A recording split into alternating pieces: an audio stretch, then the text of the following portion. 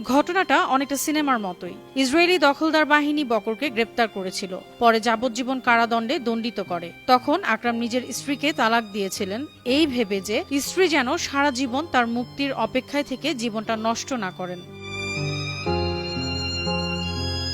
আকরাম আবু বকর একজন ফিলিস্তিনি মুক্তিযোদ্ধা, যিনি দীর্ঘ বন্দী জীবনের পর সম্প্রতি বন্দী বিনিময় চুক্তির মাধ্যমে মুক্ত হয়েছেন।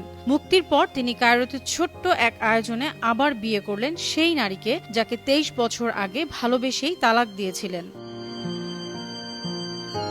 কিন্তু প্রেম কখনো কখনো সময়কেও হার মানায়। সেই নারী অবিশ্বাস্য এক ভালোবাসা ও আনুগত্যের দৃষ্টান্ত স্থাপন করেছেন। তিনি স্বামীকে ভোলেননি, নতুন করে বিয়েও করেননি, বরং সিদ্ধান্ত নেন জীবনের শেষ দিন পর্যন্ত আকরামের জন্যই অপেক্ষা করবেন। আর ঠিক সেই দৃঢ় সিদ্ধান্তই 23 বছর পর আবার তাদের মিলিয়ে দিল।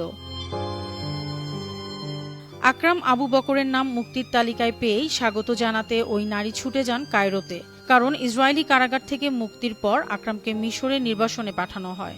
50 বছর বয়সী আকরাম কায়রোতে পা রেখেই দেখেন তার সেই বিশ্বস্ত স্ত্রী, যিনি তার জন্য অপেক্ষা করেছেন 23 বছর। সেই গভীর প্রেম ও ভালোবাসার প্রতিদান হিসেবে তাকে বিয়ে করেন আবু বকর। অনুপম পুনর্মিলনের এই ঘটনাটি ফিলিস্তিনিদের আশা ও বিজয়ের প্রতীকে পরিণত হয়েছে।